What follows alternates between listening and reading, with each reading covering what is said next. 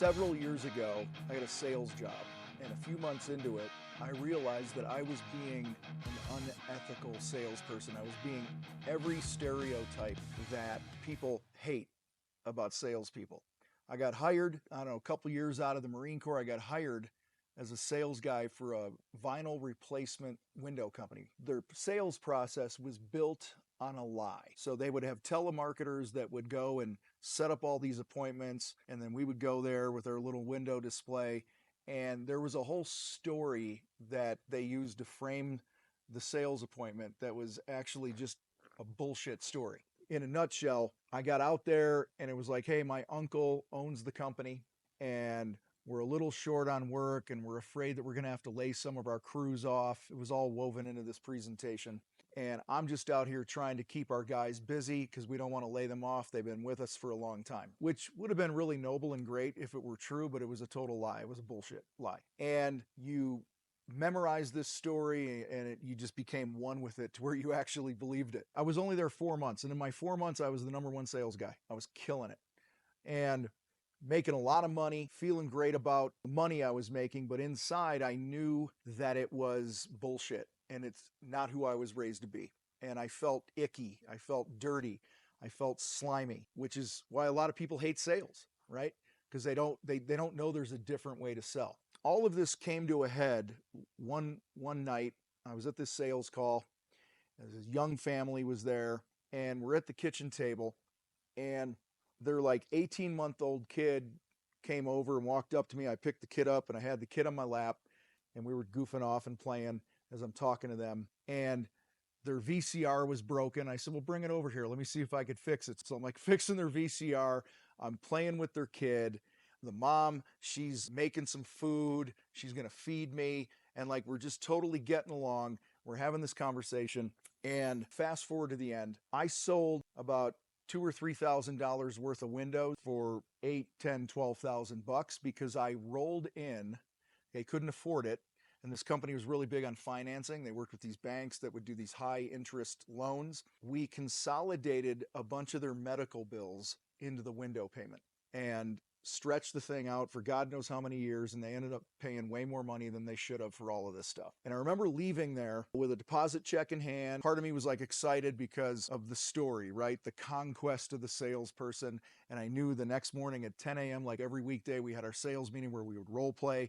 We'd share about the results the night before and we'd get our leads for the next night. But I'm driving and I remember saying to myself, and I think I said it out loud as I was driving, I was like, I can't sell this way anymore. I can't be this guy. So I actually went in and I quit next time I was in the office. I just quit.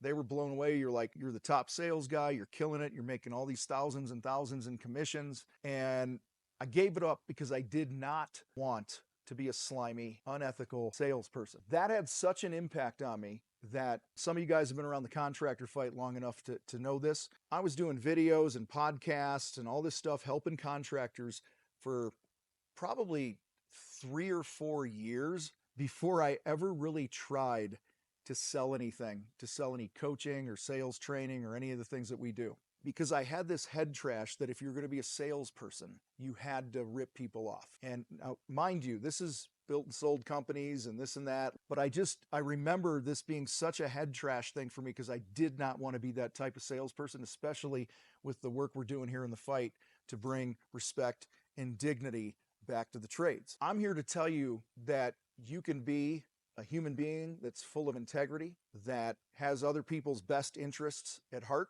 and you could reach your goals as a salesperson and your financial goals for your life. You can have both, but it's going to require you to learn to sell and communicate in a different way. And that's really making it all about them, not just about you. You've heard about our Shinfu sales process. It's rooted in deep communication. Step one is the motive, really digging into why somebody wants to do this. And the whole goal of the motive is, what's your problem and can I even help you? Are we even a good fit? And being truthful about it, because you're playing the long game. You're not just about this transaction right now, but you only want to work with people that are going to be a great fit for you. And so through the years, obviously, we've helped tens of thousands of contractors with this. Super proud of it. I'm really proud of the way we sell in the contractor fight. People are surprised. There's a lot of sales training gurus out in the world in the auto industry. There's a rule. If you're an auto salesperson and they come on the lot, you never let them leave the lot.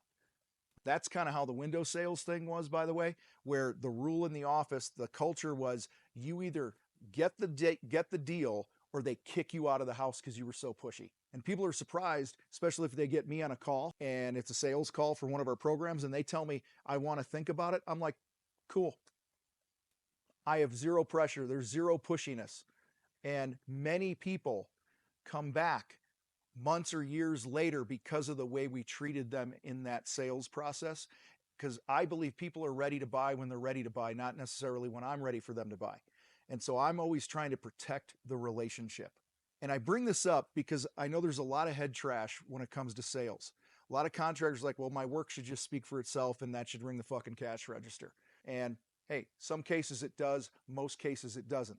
Because there's other things you need to do to build a human connection with people and communicate in a way that's different than your competitors that are out there just trying to get a commission check or whatever they're after.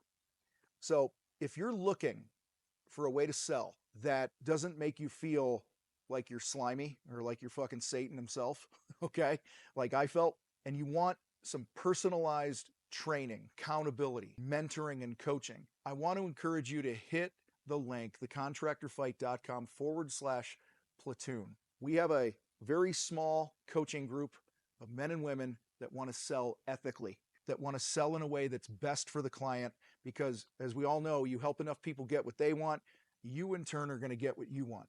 So if that sounds like you and you want to put some time and an investment in getting better, really learning how to go to people where they're at, meet their needs, and make them actually totally excited to do business with you over and over and over again, then Platoon is probably a good fit for you. So hit the link, go to thecontractorfight.com/platoon, apply, and let's see if it's a fit. You guys rock. I got to roll. I'm out.